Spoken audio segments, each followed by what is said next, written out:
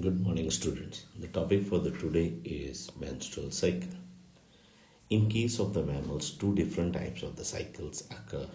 One is the ostrus, which is a seasonal cycle which occurs in the non-primates other than monkey, apes, and human. Whereas in these three monkeys, apes, and human, the menstrual cycle occur. This is a cycle which has a series of events which are repeated after every 28 to 35 days with the release of one egg per cycle. Now, this cycle has a correlation with the yesterday's topic, that is a formation of oogenesis or formation of the egg.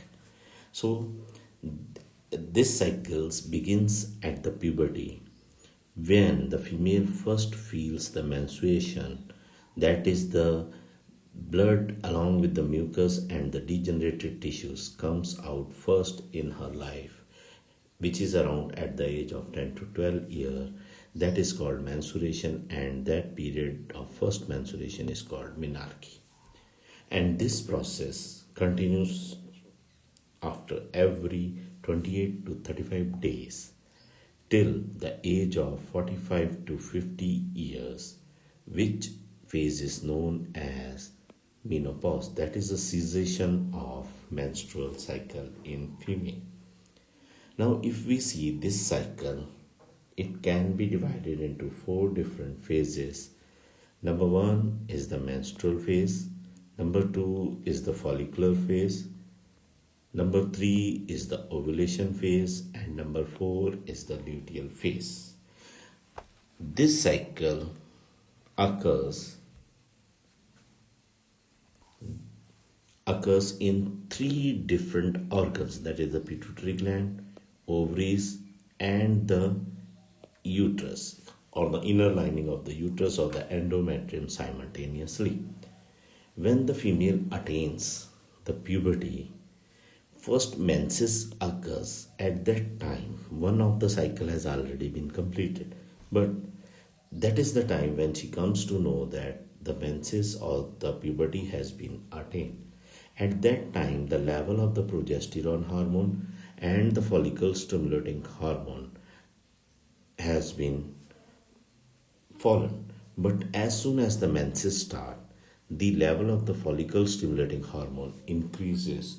This hormone is stimulated by the gonadotropic hormone released from the hypothalamus, which affects on the pituitary gland. And as this hormone is released, that is the follicle stimulating hormone, yesterday we have seen the primary follicles which were in the suspended stage or which were not further develop or divides to form secondary follicle.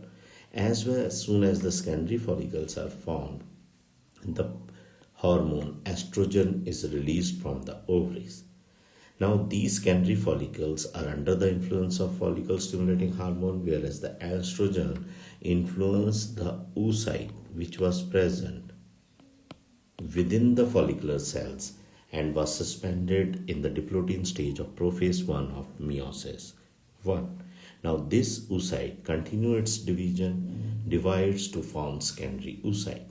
Meanwhile, these follicles further divides to form mature or the Graafian follicle. Along with there is a development of the cavity, that is the antrum cavity has been developed. Now, as the process continues, another hormone from the pituitary gland, that is the luteinizing hormone, again under the influence of gonadotropic hormone, is released. When the level of the estrogen and the luteinizing hormone reaches the maximum, that is around 14th day, the release of the egg from the ovary occur. This process is called as ovulation.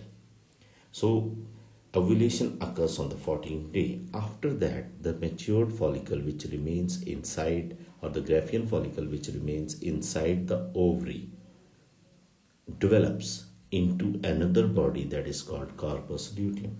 Now, this corpus luteum produce another hormone within the ovary that is known as progesterone. Now, this progesterone is responsible for the development of endometrium or inner lining of uterine cavity. You can see there is a lot of growth of the blood and the tissue. So it is preparing for implantation as we loosen the soil and fertilize it before sowing the seed. Same is the case. The endometrium prepares for implantation if the pregnancy occurs. If the pregnancy do not occur, what happens?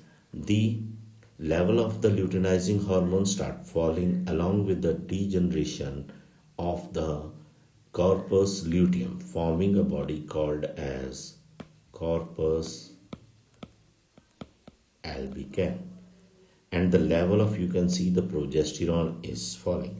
As the level of progesterone falls, there is a decrease in the level in the blood, resulting in the breakdown of the grown tissue and the blood vessels along with the mucus. It again comes out from the body of the female in the form of menses, and the menstruation phase again begin.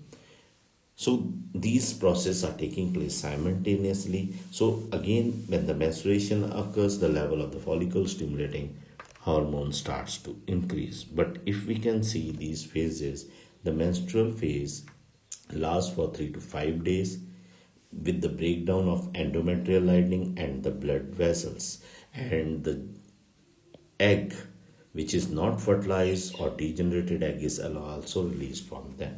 The second phase is the follicular phase.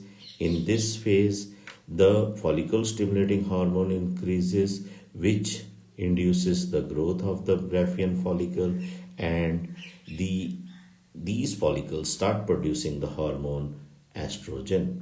Along with that, there is an increase in the level of luteinizing hormone at the end.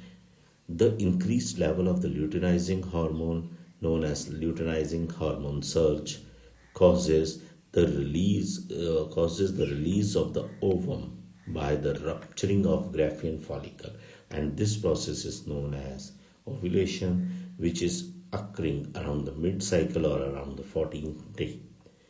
The last phase is a luteinizing hormone because the luteal phase, because the luteinizing hormone has already been increased in the level, which results in the formation of corpus luteum, which forms or releases the hormone progesterone, which is necessary for the implantation, as I have already told you, and it remains in the event of pregnancy. But if there is no pregnancy, absence of pregnancy is there, corpus luteum degenerates and resulting in the decrease in the level of progesterone, which increases the level of estrogen.